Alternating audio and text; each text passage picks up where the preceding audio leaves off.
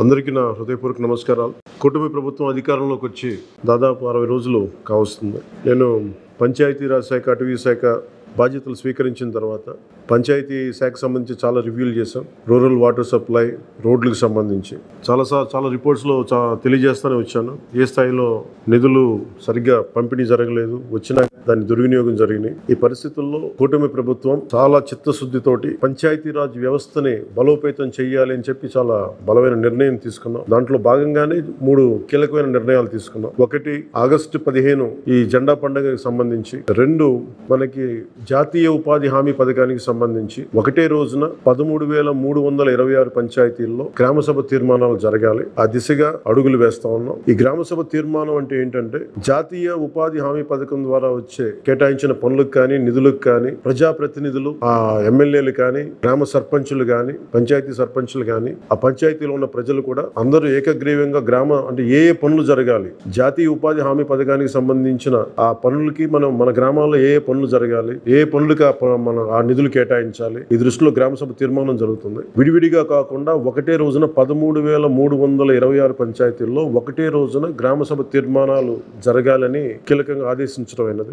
ఆ విధంగా ముందు ఒకటి చేస్తా ఉన్నాం. రెండవది, జల్ జీవన్ మిషన్. అంటే ప్రతి ఇంటికి కుళాయి అనేది ప్రధానమంత్రి గారి ఆకాంక్ష, ఆశయం. ఏ ప్రభుత్వం కనీస మానవ హక్కు ఇది. అలాంటి జల్ జీవన్ మిషన్ కి సంబంధించి గత 5 సంవత్సరాలుగా ఎక్కడ కూడా సంతృప్తికరంగా గత ప్రభుత్వం చేయలేదు. రాష్ట్రంలో గ్రామీణ తాగునీటి సరఫరా ఇది అసలు ఏ స్థాయిలో ఉంది? ఉదాహరణకి జల్ జీవన్ మిషన్ కింద దాదాపు 27,000 కోట్లు ఖర్చు చేయాల్సి వస్తే గత ప్రభుత్వం 4,000 కోట్లే ఖర్చు చేస్తుంది. ఆ 4,000 కోట్లు ఖర్చు కూడా పెట్టిన విధానం ఏ స్థాయిలో ఉంది? నిజంగా నీటి సరఫరా అవుతుందా? ఉదాహరణకి చాలా మంది ఎమ్మెల్యేలు అందరూ కూడా నా దృష్టికి తీసుకొచ్చిందా కూడా నాకు వాళ్ళు ఇచ్చే ఈ పిటిషన్స్ కానీ ఇవన్నీ కూడా ఏం తెలియజేస్తున్నాయంటే, పంచాయతీల్లో కానీ గ్రామాల్లో కానీ జేజే మిషన్ కింద పైప్ లైన్ వేశారు, కానీ దానికి ఆ నీటి సరఫరా ఉండే ఇది లేదు, దానికి వాటర్ సోర్స్ లేకుండా పైప్ లేసి వెళ్ళిపోయారు. అంటే దీని వెనక ఏమనిపించిందో, నిజంగా ఏదైనా వీళ్ళు డబ్బులు చేసుకోవడానికి పైప్ లైన్ లేసి వదిలేశారన్నది ఆలోచన వచ్చి దాని మీద ఏం ఆదేశించాం పంచాయతీరాజ్ శాఖ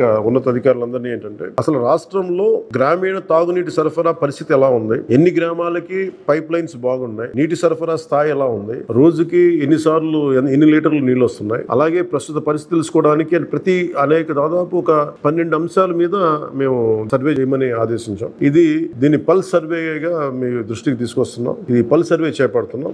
దీంట్లో వచ్చిన డేటా ఆధారంగా జల్ జీవన్ మిషన్ ని కూటమి ప్రభుత్వ ఆధ్వర్యంలో అత్యంత పకడ్బందీగా ప్రణాళిక రచన చేయడానికి ఈ సర్వే నిర్వహిస్తున్నాం. ఒకసారి ఈ డేటా పాయింట్స్ అన్ని రాగానే ఏ పంచాయతీల్లో నీళ్లు వస్తున్నాయి, ఏ పంచాయతీల్లో పైప్ లైన్లు డ్యామేజ్ అయినాయి, అసలు గత ప్రభుత్వం చేసిన 4,000 కోట్ల రూపాయల ఖర్చు నిజంగా ఆ ఉద్దేశింపు పనులకి జరిగిందా లేదా, వీటన్నిటి కూడా ఈ పల్స్ సర్వేలు మనకి తెలిసి వస్తాయి. దీని సమూలంగా ప్రజలందరికీ సమీప భవిష్యత్తులో తెలియజేస్తాను. అలాగే గ్రామ పంచాయతీలు, పంచాయతీరాజ్ వ్యవస్థ బలోపేతం కావాలంటే సర్పంచ్ వ్యవస్థ చాలా కీలకమైంది. గత ప్రభుత్వం పంచాయతీ ఎన్నికలు సరిగ్గా నిర్వహించలేకపోవడం వల్ల మనకి నిధులు రాలేకపోయినాయి. చాలా సార్లు మేము అధికారంలోకి రాకముందు పంచాయతీ మనకి సర్పంచ్లందరూ మా దృష్టికి తీసుకొచ్చింది ఏంటంటే, కనీసం మాకు బ్లీచింగ్ పౌడర్ కూడా మాకు కొనుక్కునే డబ్బులు లేవు మా దగ్గర. వాళ్ళ అకౌంట్ లో పడ్డా గానీ డబ్బులు ఈ ప్రభుత్వం ఈ డిస్కౌంట్స్ అని చెప్పి డబ్బులు తీసేసుకున్నారు. సో పంచాయతీల నిర్వహణకి ఎన్నికలు జరిగినాయి, కానీ పంచాయతీల నిర్వహణకి సంబంధించి ఏ విధంగా వారికి సరైన ఆర్థిక పరిపుష్టి జరగలేదు. నిధులు పడ్డాక నిధులు దుర్వినియోగం జరిగింది, అది మీ అందరికీ తెలిసిందే. దానికి మరింత వివరంగా ఎప్పటికప్పుడు తెలియజేస్తాం. సో ముఖ్యంగా పంచాయతీరాజ్ వ్యవస్థని, సర్పంచ్ వ్యవస్థని బలోపేతం చేయాలన్నదే మా కూటమి ప్రభుత్వం తాలూకు ఆశయం, ఆకాంక్ష.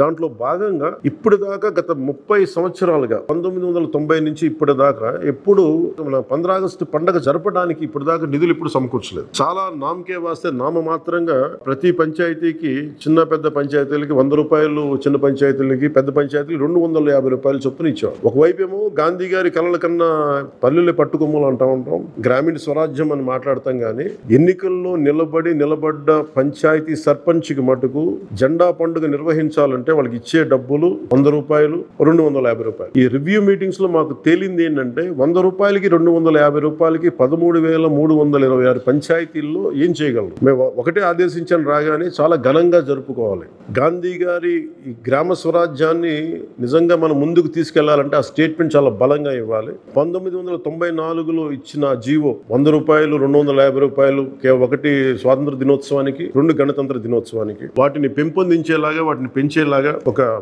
కీలకమైన నిర్ణయం తీసుకుంది ఈ కూటమి ప్రభుత్వం. ప్రతి ఒక్క పంచాయతీలో సర్పంచులు తలెత్తుకొని సగౌరవంగా జెండా వందనం చేసేలాగా రాష్ట్రంలోని ఎన్డీఏ ప్రభుత్వం నిర్ణయం తీసుకుంది. ఆగస్టు 15న స్వాతంత్ర దినోత్సవ వేడుకల నిర్వహణకు నిధులు కొరత లేకుండా చేశాం. చిన్న పంచాయతీలకి 10,000 రూపాయలు, మేజర్ పంచాయతీలకి 25,000 రూపాయల చొప్పున నిధులు సమకూరుస్తున్నాం. దానికోసమని జీవోను కూడా రిలీజ్ చేశాం. దీనిని పంచాయతీ సర్పంచులు దీన్ని పూర్తిగా సద్వినియోగం చేసుకోమని నేను విన్నవించుకుంటా ఉన్నాను. ఇప్పటి వరకు పంచాయతీలకి ఇంత పెద్ద స్థాయిలో ఆగస్టు 15, జనవరి 26 వేడుకలకు నిధులు ఇచ్చిందిలే. 34 సంవత్సరాలుగా 1990 నుంచి ఈ మొత్తం ఇప్పటిదాకా పెంచలేదు. 34 సంవత్సరాలుగా ఈ పండుగలకి, జెండా వందనం పండుగ కానీ, గణతంత్ర దినోత్సవానికి కానీ 100 రూపాయలు, 200 రూపాయలు చొప్పున ఇచ్చేవాళ్ళు. ఈ మొత్తాన్ని గణనీయంగా పెంచాలని చెప్పి కూటమి ప్రభుత్వం నిర్ణయం తీసుకొని జీవో జారీ చేసింది. 13,326 పంచాయతీల్లో ఘనంగా, గౌరవంగా స్వాతంత్ర దినోత్సవ వేడుకలు సాగాలన్నదే మా కూటమి ప్రభుత్వం ఉద్దేశం. ఇప్పటి వరకు సర్పంచులు అతి స్వల్ప మొత్తాలతో వేడుకలను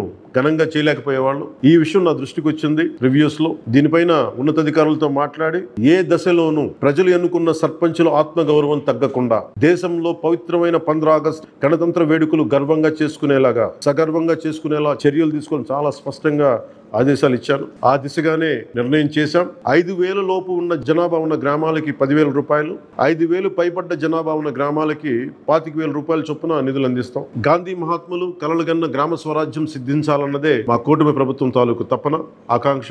అందులో భాగంగానే పంచాయతీలకి తీర్చిదిద్దే ప్రక్రియకు శ్రీకారం చుట్టాం. ఈ ఆగస్టు 15 నుంచి పారిశుద్ధ నిర్వహణ, రక్షిత తాగునీటి సరఫరా, మౌలిక వసతులతో కల్పనతో గ్రామాలు సర్వతోముఖాభివృద్ధి దిశగా అడుగులు వేస్తున్నాం. గౌరవ సర్పంచులందరికీ నా విజ్ఞాపన, ప్రభుత్వం నుంచి విన్నపం, ఆగస్టు 15 నాటి వేడుకల్లో అందరి భాగస్వామ్యం ఉండాలి. పంచాయతీ పరిధిలోని పాఠశాలల్లో వ్యాస రచన, క్విజ్, డిబేట్ పోటీలు, క్రీడా పోటీలు నిర్వహించాలని కోరుకుంటా ఉన్నాం. ఉపాధ్యాయులు భాగస్వామ్యంతో వీటిని నిర్వహించాలని కూడా ఆదేశాలు ఇచ్చాం. గ్రామంలో స్వాతంత్ర సమరయోధులు, రక్షణ రంగంలో పనిచేసిన వారు, ముఖ్యంగా పారిశుద్ధ్య కార్మికులకు సత్కారాలు చేయాలి. గౌరవ ప్రధానమంత్రి గారు ఇప్పుడు కూడా పారిశుద్ధ కార్మికులకు ఏ స్థాయిలో గౌరవించారో అందరికీ తెలిసిందే. రాష్ట్ర ఎన్డీఏ ప్రభుత్వం కూడా ఆ దిశలోనే గౌరవ ముఖ్యమంత్రి శ్రీ నారా చంద్రబాబు గారి ఆధ్వర్యంలో పారిశుద్ధ కార్మికులకు అదే గౌరవం ఇవ్వడం జరుగుతుంది. సో ఈ విధంగా మేమందరం బలంగా, చాలా కీలకంగా పనిచేస్తూ ముందుకెళ్తున్నాం. దీనందరికీ ప్రజలందరూ ఆశీస్సులు కావాలి. సర్పంచ్ వ్యవస్థని, పంచాయతీ రాజ్ వ్యవస్థని బలోపేతం చేసే విధంగా ఈ ప్రభుత్వం ఉంటుందని మీ అందరికీ తెలియజేసుకుంటూ